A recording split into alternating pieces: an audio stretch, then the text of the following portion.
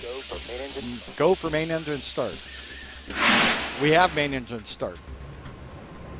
2, 1. Booster ignition and the final liftoff of Discovery. Two solid rocket motors. That's a pretty rough ride, but you can feel the thrust tail off right before they separate, and you get an indication PC less than 50, and then you're going to be there 2 minutes 5 seconds or so. They separate away. There's a huge flash in the front window, a big bang. You can hear the set motors push those away, and then it's just as smooth as can be on those main engines. They're phenomenal pieces of machinery. The Space Shuttle main engines have been one of the brightest success stories of the Space Shuttle's 30-year career. Powered by a combination of fuel and oxygen, a single SSME, as the engines are called, produces about 500,000 pounds of thrust. Working with the 2 solid rocket boosters for the first 2 minutes of launch, 3 main engines push a shuttle up to Mach 25 and into orbit in 8.5 minutes. We call the SSME an extreme machine, and it's extreme because on the inlets you got liquid oxygen and liquid hydrogen, and liquid hydrogen's minus 420 degrees Fahrenheit, so it's extremely cold propellant that we're putting through the turbo machinery, and then we're burning it in the main combustion chamber at 6,000 degrees Fahrenheit, so that's hot enough to melt iron. It can do that without melting because the engine pumps the cryogenic hydrogen through a series of 1,040 tubes lining the nozzle. The supercold fuel keeps the flames from touching the sides of the nozzle. There also are a pair of turbopumps that move the propellants through the machinery and into the combustion chamber quickly. The turbopumps alone produce more power than a locomotive, even though they would fit on a desk. Providing that amount of power safely calls for extensive testing and inspections of each engine and their turbopumps. A main engine gets examined from the time the shuttle lands until liftoff. Highly trained technicians use long, flexible lenses called borescopes to look at each engine's insides for cracks and other defects. A skilled technician engineer can perform a real good borescope inspection of bearings, seals, and actually the turbine blades, nozzle vanes, pump blades, and diffusers. The engine's success did not come easy. Engineers began testing engine designs in 1975 at NASA's Stennis Space Center in Mississippi.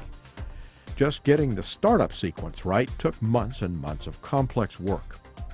Well, of course, the first test of the Space Shuttle main engine on A1 test stand was like 20 milliseconds. I mean, it took a long time to develop the start sequence of the engine, and it was 20 milliseconds at the time, finally 40.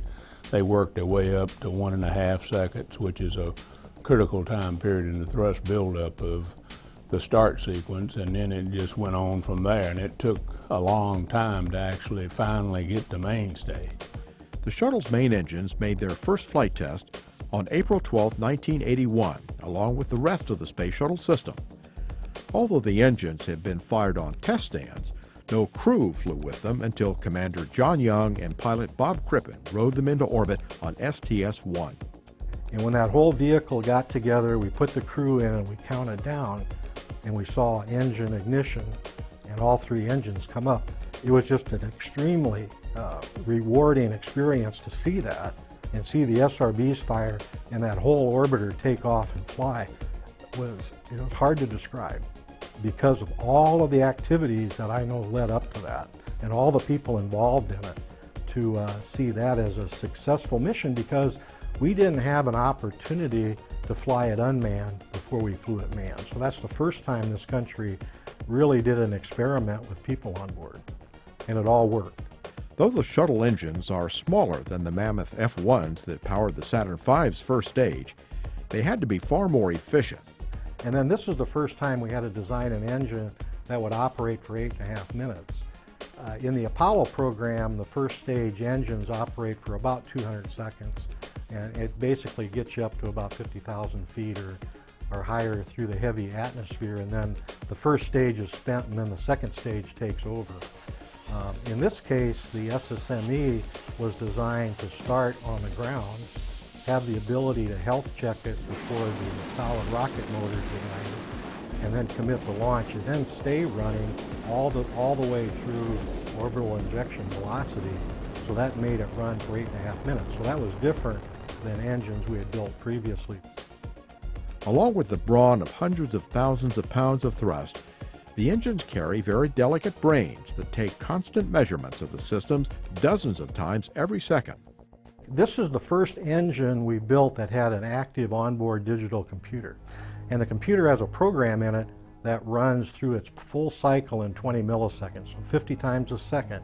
It's out reading valve positions, sensor data, and we have algorithms in there that allow that engine to have what we'll call health monitoring. So we have active flight red lines that in the event that temperature should exceed the limit, that engine will automatically shut itself down to prevent a catastrophic failure. No mission ever failed because of a Space Shuttle main engine, but a couple saw close calls during launch. In 1985, one of the engines on Space Shuttle Challenger picked up a problem. So they actually shut that engine down at about 18,000 feet per second, let the other two engines run the vehicle until it reached the actual velocity required to make orbit. So it was a successful mission, and it just showed that the redundancy built into the engines really paid off. The Space Shuttle's main engines also had a requirement no other engine faced before. They had to be reusable. Reusability created issues with hardware embrittlement. It was hydrogen molecules embedding themselves in the material, causing embrittlement later on. So that created life cycle issues, and we were always talking about what's the remaining life in the hardware. The SSMEs produce nothing but steam when they fire, another departure from previous rocket engines. Oxygen, hydrogen, when it combines and creates water, it's very clean. A lot different from the Apollo days when you had liquid oxygen and kerosene. Well, this engine's extremely clean. And people are amazed when they look at the engines in the shop that have flown 10 times or more. They look brand new. The shuttle main engines have proven to be extremely reliable machines with a record of reusability and success without parallel in rocketry. But SSME's in a class all by itself. And of course, the reliability that we get out of the SSME is the reliability and the performance that allows the shuttle to fly. As far as the extreme temperatures, the pressures they operate, the fact that they have been reusable and so reliable from STS-1 to STS-135, I still rate the main engines at the top.